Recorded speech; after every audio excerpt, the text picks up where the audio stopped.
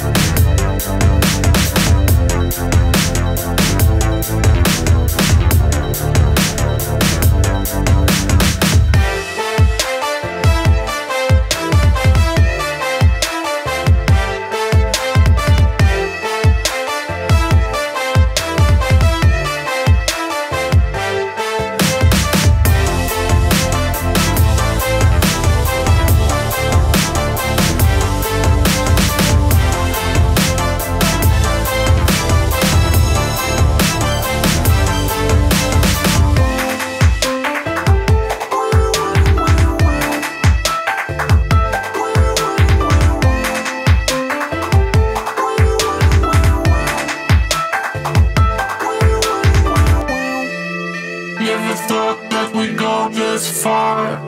Don't stop now.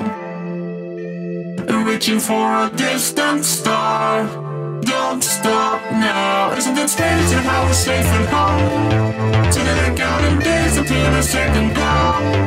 If you're gonna make a change, you have to let me know. Turn the shit around, just start at top the lungs. It's all you need to do.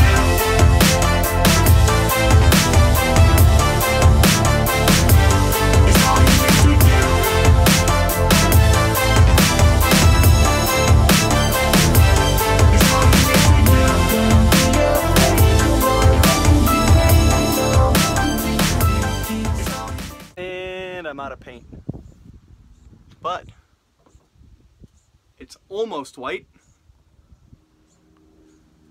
So now that I have some time to kill today, I'm gonna try to get this engine started.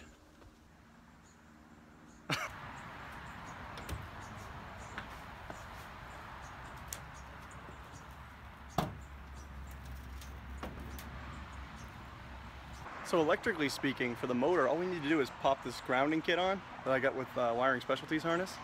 And then we can kind of temporarily wire up some stuff to the battery and get the thing to turn over. And hopefully it'll start. So I'm trying to find some spots to ground this grounding kit. Looks like I'm going to shoot for one of the exhaust manifold heat shield bolts. Probably somewhere near the alternator and maybe up here in the water neck that goes to the head. And then probably a valve cover bolt. So I have 4.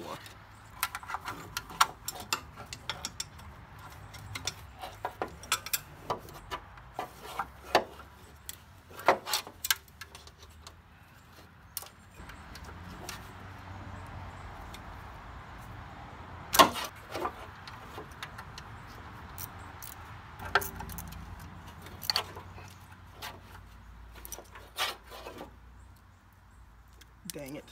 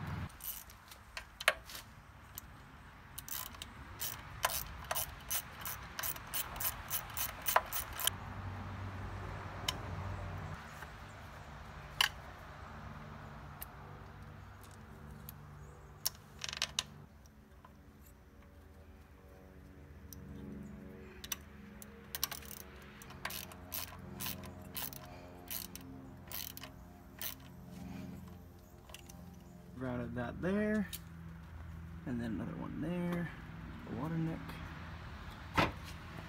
Now we just have to ground this to the chassis.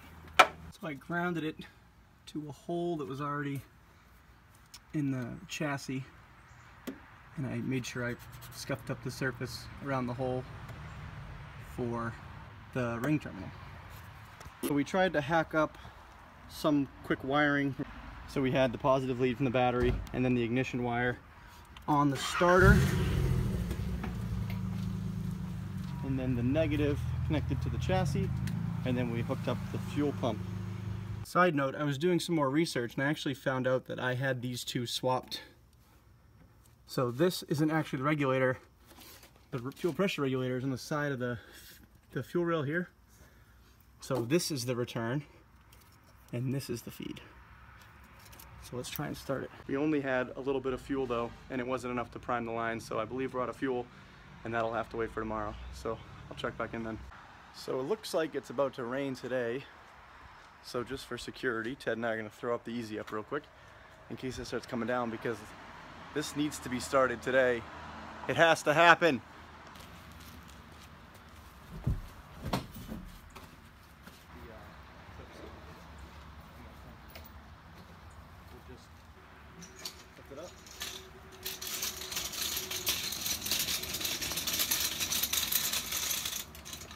And now we are safe from rain.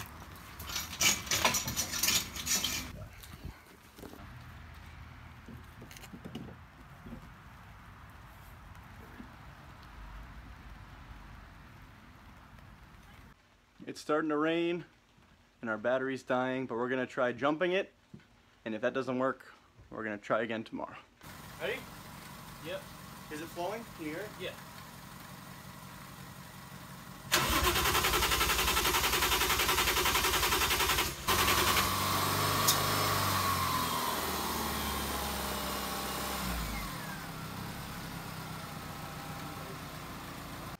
Well, on that downer, I'm actually going to end this video.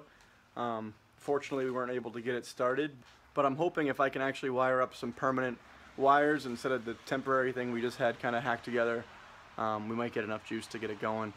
I'm not sure exactly what it was, but we can't really troubleshoot it formally until it's all actually set up the way it would be. Also, we really can't manipulate the harness much because the engine's tilted and pushing into the harness and against the firewall. So it's not very easy to manipulate.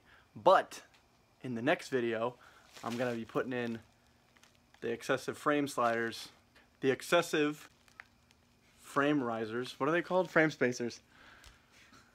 Stop laughing at me. But in the next video, I'm going to be putting in the excessive manufacturing frame spacers that are in this bag. They just came in today. That should help with the engine pressing on the harness problem. And then we can take care of all that stuff and then start troubleshooting the engine not starting. Well, if you like this video, please hit that like button. If you want to keep following along, please subscribe. I'll see you guys next time. Bye.